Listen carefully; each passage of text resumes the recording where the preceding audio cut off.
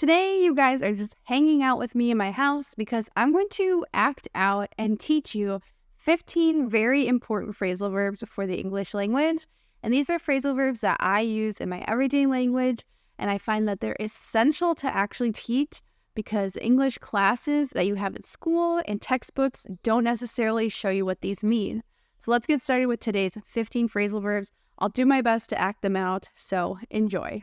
First, I have my lovely stool because we're going to talk about the phrasal verb push over. Oh, let's push him over. Now, you can use push over as a noun. You can call someone, it's insulting, a pushover if they are very easily influenced or swayed from their decision. So, for instance, if you had a parent that was a pushover, all it would take is you saying, "Please, Mom, can I have some candy?" Or "Please, Dad, can I have some ice cream?"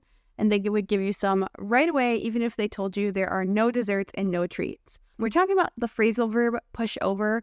We're talking about you or a different force acting upon something and literally pushing it over. So it's a person acting with force to get something to knock on the ground. Now, push over is a bit different than fall over. They fall over. When we say that something fell over or something has fallen over, it means that a person didn't act upon it. Sometimes the wind can make something fall over just like this. Like, oh, my tree fell over last night. That means the wind was so strong that it knocked your tree out of the ground. It fell or it fell over. Okay, well, let's talk about a few phrasal verbs that you might be using at the table. If you have something on the table, I have this beautiful jar of flowers, and you want to just move it, you could say, "I'm going to scoot it over." Scoot over. A lot of times we'll use this phrasal verb, scoot over, if we're going to move something just slightly out of the way, or if we want to invite someone to come closer to us while we're sitting at a table, we'll say, "Scoot over." Hey, just scoot over here. This means just move a little bit over here. So we often use this when we're moving something that's on a table or surface, or if we're sitting on a chair, we're moving ourselves little by little, like I just did. We say we're scooting over. The verb to scoot does not mean to walk or to crawl or to run. Oftentimes when babies are little, before they can really crawl, they're kind of just pulling themselves along the ground. We say that they are scooting. And of course, I'm sure you've heard of a scooter. This is not a bike, but you just pedal it with your foot, so you're going little by little. So if you want to catch someone's attention because something crazy is going on, or you just want them to see something, you could say, "Hey, look over here at these flowers." And look over here. This phrasal verb means look, bring your attention over here. Hey, look over here. This phrasal verb is important in many different situations. Look over there, there's a monster. Look over there, there's something scary. It can be urgent, or oh, look over there, it's so beautiful. Look over there at the beautiful flowers. It's catching someone's attention and their glance in a certain direction. Our next phrasal verb is to get up. Get up, get up, get up, get up. In the morning, when we wake up, we also say that we get up out of bed. It's just bringing your body from either lying down or sitting and coming up, standing up. So when we are done at a table for dinner or for lunch or for breakfast, and we're ready to stand up and be done with the meal, you can say, "Well, I'm going to get up from the table right now." Or, "Let me get up from the table to get a glass of water." It just means that you're standing up and leaving the table for a moment. So, let me get up. So one cool thing about this couch is not only that you can lie down. Lie down, dear. Lie down.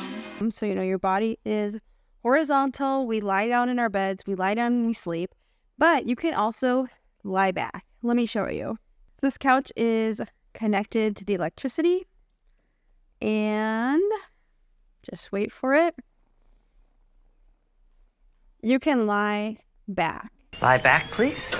So I'm lying back on the couch. This means I'm not completely lying down like I was before, but my body is going backwards. I'm just kind of relaxing. So oftentimes if you get to lie back, it means you're comfy, but you're not sleeping. Maybe you can fall asleep like that.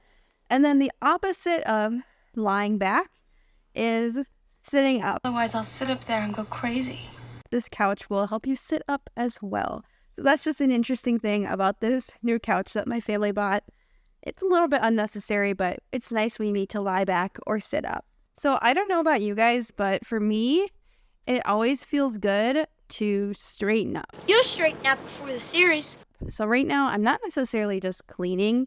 I don't have any cleaning supplies out. I don't have to get, some scrub brushes or sponges, but I'm just putting things back where they belong. So maybe I'm putting away toys, or I'm taking this blanket and I'm going to fold it and put it back on the couch. This is just straightening up. It's not really strict cleaning.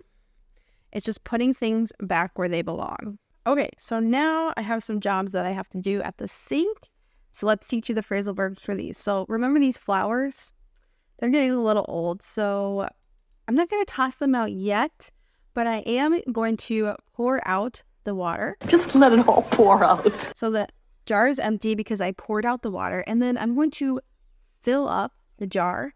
There's your other phrasal verb, so I'm going to fill it up to here, or you could fill it up halfway, or you can fill it up just a little bit, just to get some fresh water for the flowers. We could fill up the pool. So I would say I filled up the jar about 3/4 of the way.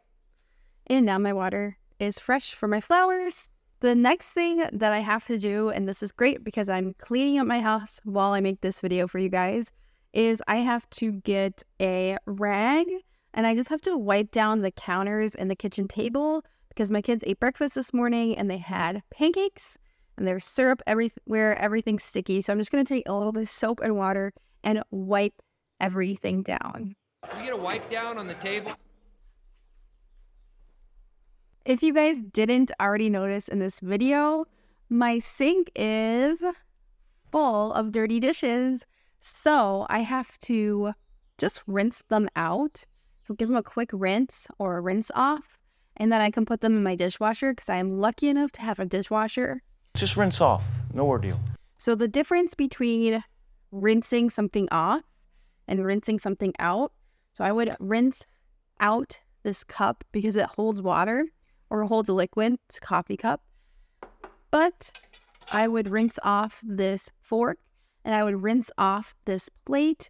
That just means get the food and the residue off of it so that the dishwasher can sanitize it.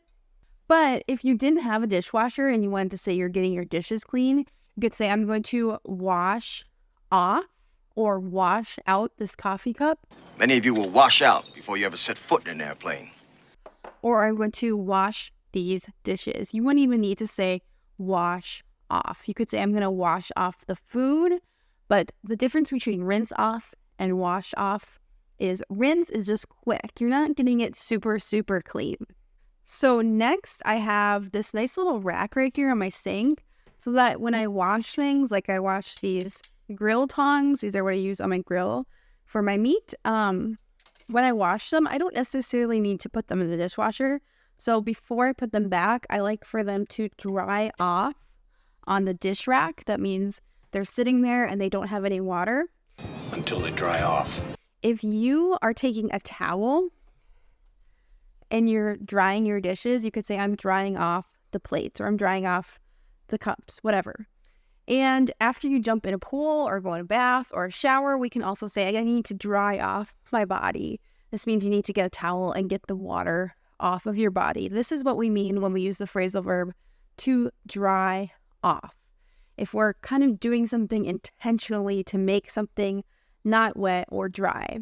And then another way that you need to know, you only use dry off if you are drying something or you're placing somewhere thing like on the dish rack so that it can not be wet anymore. But if you are just putting something in the sun, you will just say it's going to dry in the sun. You don't have to say dry off. You could say dry off, but it's more appropriate just to say dry in that case. Welcome to my laundry room. We have to change out the washer. We got to switch out the washer and put it in the dryer. And then after we do that, I'm just going to dump out the clean laundry so that I can fold it in just a minute when I'm done teaching you guys English. So when you're changing the laundry, you're taking it from the washer to the dryer, and look it. It's now dry, and I'm going to just put it in a basket. I'll show you that.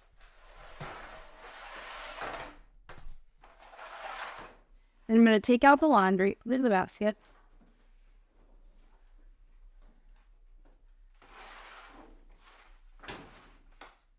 And then I'm just going to dump out the laundry, which means, it's in the basket. It's going to be out of the basket. And then I'll fold it and put it away. I put away childish things. Thank you so much for taking the time to learn these phrasal verbs with me in today's English lesson. I hope you enjoyed going around my house and cleaning up because it was beneficial for me. And hopefully it was beneficial for you to learn how to use those phrasal verbs in action in our daily lives.